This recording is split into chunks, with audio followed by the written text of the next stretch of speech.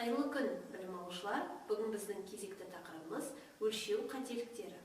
Яғни, өлшеудің қандай қателіктерінің түрлері бар? Абсолют қателік және салыстырмалы қателікті қарастыратын боламыз. Және өлшеу қателіктері бойынша біздің аспаптарымыз бірнеше кластарға бөлінеді. А, Б, С кластары, осы кластарға толығымен тоқталып, анықтама беретін боламыз. Р2 А тобының студенттері, бүгін бізде электрорадио өлшеу пәні бойынша екінші дәріс өлшеу қателіктері. Бүгінгі дәрісіміздің жоспары өлшеу қателіктері, абсолют және салыстырмалы қателіктерге түсініктеме беру, қателіктердің жіктелуі және қателіктерді бағалау принциптеріне тоқталатын боламыз.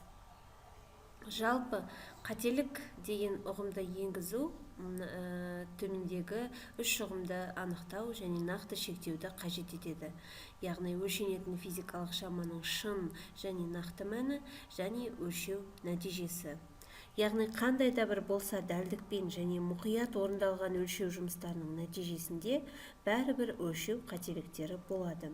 Сондықтан өлшенетін өлшем нақты мәні және өлшеу нәтижесі арасында әрқашан ауытқулар болып тұрады. Өлшеу нәтижесі және өлшемнің нақты мәні арасындағы айырмашылық бізде өлшеу қателігі деп аталады. Енді осы үш шамаға байланысты бізде қателік туындайды. Бұл физикалық шаманың шын мәні, шаманың нақты мәні және өлшеу нәтижесі. Физикалық шаманың шын мәні бұл берілген объектінің мөлшерлі түрдегі және сапасы жағынан қасиетін бейнелейтін идеалды мәні болып табылады. Ал нақты мән бұл тәжірибеден алынған және мақсатқа сай сол бір керекті шын мәнге жақын шама болып табылады. Ал өлшеу нәтижесі өлшеу жолымен алынған шаманың шын мәнін өзінше жуықтап бағалау болып табылады. Енді балалар дәптерлеріне осы қателік түрлерін сызып алыңдар.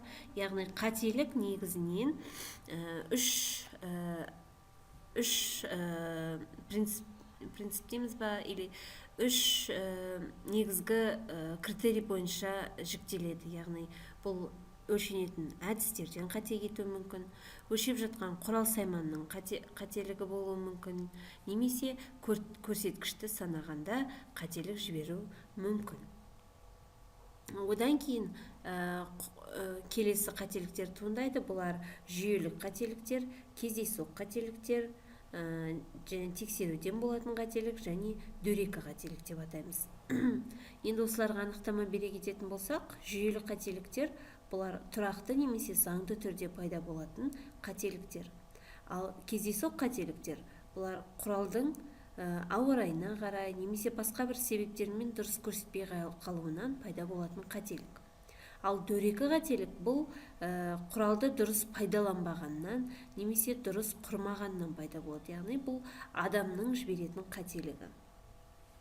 Одан кейін бізде қателік туындайды абсолют және салыстырмалы қателік. Енді осы екеуіне тоқталатын болсақ, бұл госстандарт бойынша екі қателік негізінен жіктеліп қарастырылады. Абсолют қателік дегеніміз талдау нәтижесінің және өлшенетін шаманың ақиқат мәнінен айырмасына тең, яғни ол ақиқат мәнінен қаншалықты ауытқуын көрсетеді.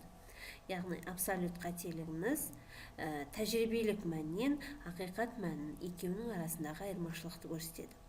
Ал салыстырмалы қателік бұл өлшеудің абсолютті қателігінің ақиқат мәнге қатынасымен анықталады. Яғни осы екі анықтаманы жазып алайық. Салыстырмалы қателік тәжірибелік қателік пен ақиқат қателіктің айырмасын ақиқат қателікке бөлумен табылады екен.